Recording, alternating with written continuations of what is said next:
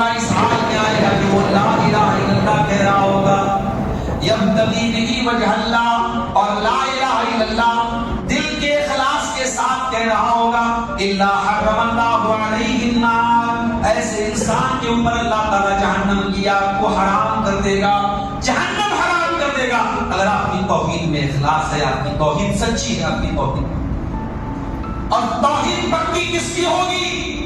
جو اللہ کے سوا کسی اور کو مشرک و شاہ نہ مانے، جو اللہ کے سوا کسی اور کو قریب نواز نہ مانے، جو اللہ کے سوا کسی اور کو بندہ نواز نہ مانے، جو اللہ کے سوا کسی اور کے آگے کسی اور کے در پہ سر نہ جھکائے۔ اللہ کے نبی نے حضرت معاذ بن جبل سے کہا تھا ایک مرتبہ، لا تشرک باللہ، اے معاذ بن جبل کبھی اللہ کے ساتھ شرک مت کرنا، وَإِن قُتِلْتَ وَحُرِّقْتَ، تجھے قتل کر دیا جائے، تیرے ٹکڑے ٹکڑے کر دیے جائیں، تجھے جلا دیا جائے، تب بھی تو کبھی اللہ کے ساتھ شرک مت کرنا۔ کیوں؟ کیونکہ شرک اتنا بڑا گناہ ہے کہ اگر بغیر توبہ کیے کوئی مر گیا شرک کی حالت میں تو پھر جنت میں جانا امپاسبل ہے۔ ہم یہ بھی نہیں کہہ سکتے اللہ کی رحمت ہوگی تو جنت میں، مشرک پر اللہ کی رحمت ہوگی نہیں، اور یہ ہم نے بھی خود اللہ نے وعدہ کیا ہے کہ مشرک کو جنت میں داخل کرے گا۔ تو جہنم سے اگر بچنا ہے تو توحید پڑھنا ہے، اور یہ توحید اس کو آنے والی نسلوں تک بھی منتقل کرنا ہے۔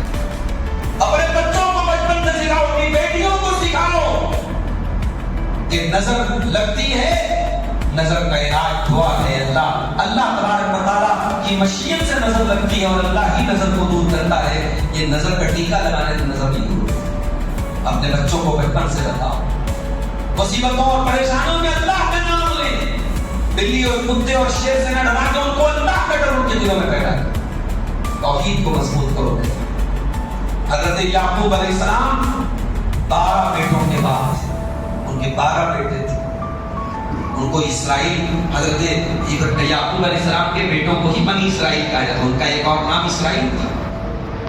تو یعقوب علیہ السلام کا جب آخری ٹائم تھا، قرآن کہتا ہے ام کنتم شہداء اذ حضر یعقوب الموت اذ قال لبنیہ ما تعبدون من بعدی، یاد کرو جب یعقوب کا آخری ٹائم تھا اور اپنے 12 بیٹوں سے وہ کہہ رہے تھے کہ میرے بچوں تم میرے بعد کس کی عبادت کرو گے، کس کی عبادت کرو گے؟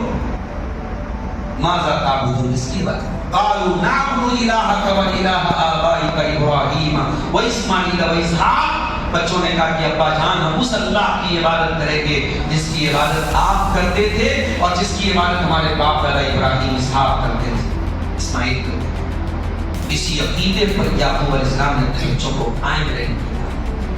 میرے بھائیوں توحید پر قائم رہو، دنیا ناراض ہوتی ہے ہوتی رہے، دنیا کی پیشانیوں پر بن پڑتا ہے پڑتا رہے، دنیا گالی دیتی ہے گالی سن لینا، دنیا سزائیں دے سزائیں جھیل لینا، جہنم کی آگ سے اگر بچنا ہے تو توحید پر قائم رہنا۔